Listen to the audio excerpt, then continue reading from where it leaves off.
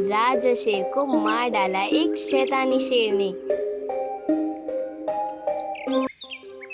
एक बार रात के समय जंगल में एक जादुई पेड़ उतरता है और उस पेड़ में से एक जादुई शेर निकलता है और वो शेर जंगल में आगे बढ़ता है और कुछ सोते हुए जानवरों पर हमला कर देता है और उसे जान से मार देता है और उस पेड़ के अंदर चला जाता है। सुबह जब कुछ जानवर जंगल में टहल रहे होते हैं तो उन्हें वो मारी हुई बकरी दिख जाती है और वो तुरंत महाराज शेर के पास जाते हैं। तभी भालू महाराज से कहता है, महाराज, हमें जंगल में एक बकरी मरी हुई दिखाई दी। उसका किसी ने बहुत बेरहमी से शिकार कर रखा था। ऐसा कौन कर सकता है? क्या तुमने किसी अनजान जानवर को जंगल में देखा? नहीं महाराज, हमने ऐसा कुछ नहीं देखा। आज सभी जानवर जंगल में पहरा देते रहना। अगर कोई जंगल में दिखाई दे तो मुझे आकर बताना। तब सभी जानवर वहां से चले जाते हैं और शेर भी सोच में पड़ जाता है कि आखिर ऐसा कौन कर सकता है। अगली रात फिर जब सब जानवर सो जाते हैं तो वह पेड़ जंगल में दोबारा उतरता है और उसके अंदर से वही शेर निकलता है और फिर एक सोते हुए भालू के बच्चे पर हमला कर देता है और उसको घायल कर देता है और वहां से उस पेड़ के अंदर चला जाता है।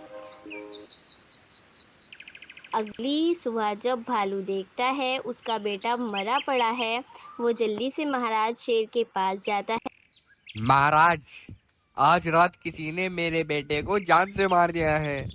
लगता है आज रात मुझे ही जंगल में पहरा देना पड़ेगा। देखता हूँ कौन आता है आज रात यहाँ पर। अब शेर रात होने का इंतजार करता है और रात होने पर शेर जंगल की ओर निकल पड़ता है। सभी जानवर डर के मारे छिपे हुए थे।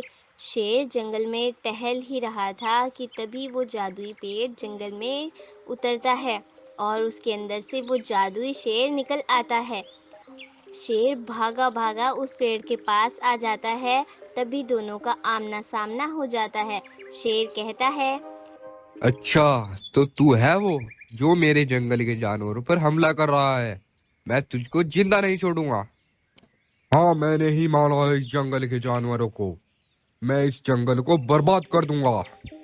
शेर जैसे ही उस पर हमला करता है वो जादुई शेर उस पर अपनी शक्तियों से हमला कर देता है और उसे घायल कर देता है और जल्दी से उस पेड़ में चला जाता है और वो पेड़ वहां से फिर गायब हो जाता है। कुछ देर बाद वहां पर एक पेड़ उतरता है और उस पेड़ से जादुई किरणें निकलती हैं और राजा शेर के अंदर चली जाती हैं।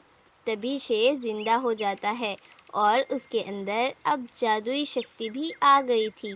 थोड़ी देर बाद हिरण के पास वो शैतानी पेड़ उतरता है और उसके अंदर से वह शेर निकल कर आता है और वो जैसे ही हिरण की तरफ बढ़ता है वही अचानक राजा शेर आ जाता है।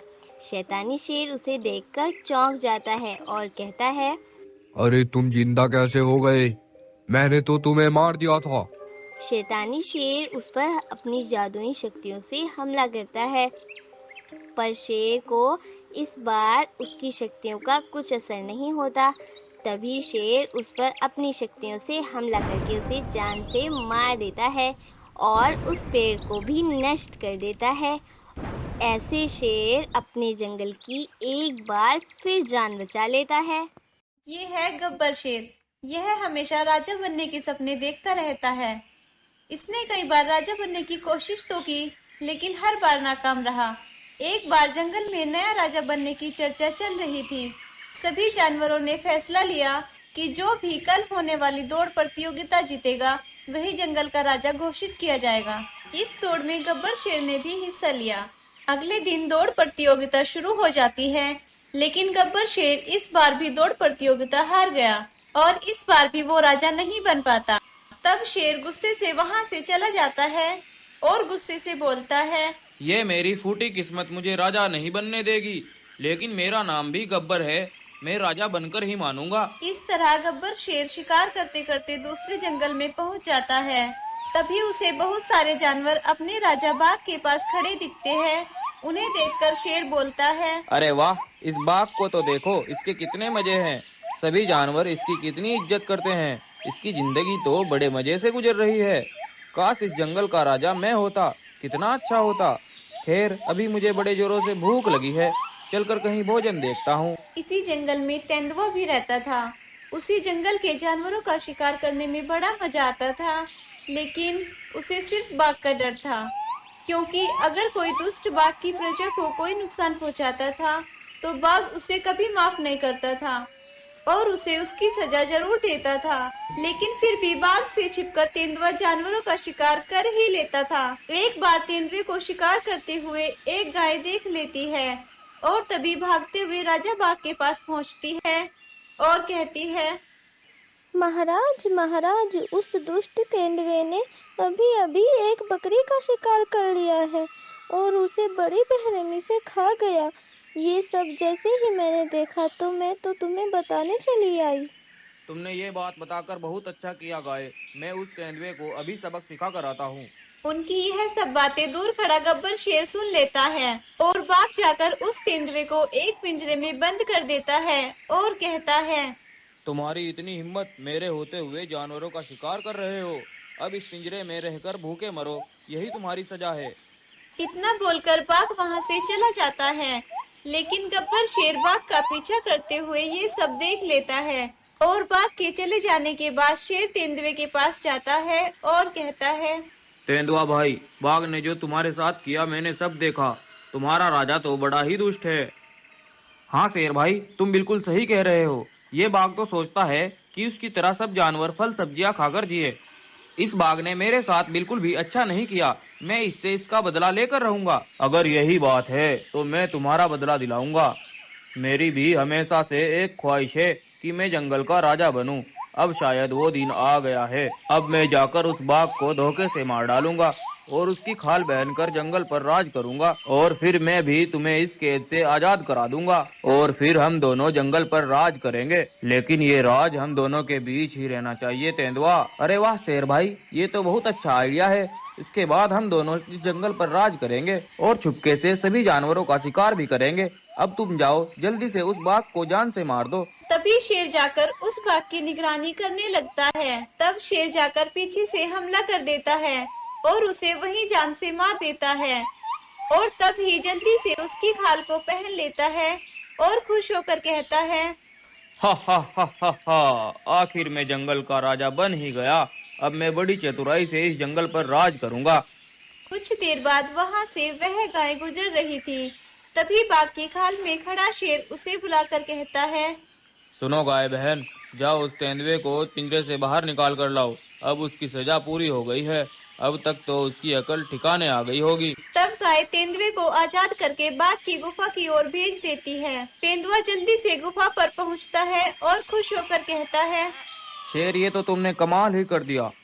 अरे तेंदुआ, क्या तुम मुझे हल्के में लेते हो? अब तुम मेरी बात ध्यान से सुनो। रोज मेरे पास एक जानवर को बुलाकर लाओगे, लेकिन एक बात ध्यान रखना, उस जानवर को मेरे पास आते हुए कोई ना देखे। इस तरह हम एक एक करके सभी जानवरों का शिकार करेंगे और मजे से रहेंगे।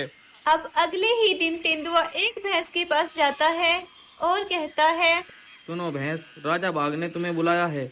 आओ जल्दी मेरे साथ चलो, शायद उनको तुमसे कुछ बात करनी है। तब तेंदुआ भैंस को बाघ के पास ले जाता है और तभी बाघ उसका शिकार कर लेता है और फिर वो दोनों उसे बड़े मजे से खाने लगते हैं। कुछ दिन इसी तरह चलता रहा। जानवरों की संख्या भी कम होने लगी। बाघ की गुफा के पास एक चील रहा करती थी।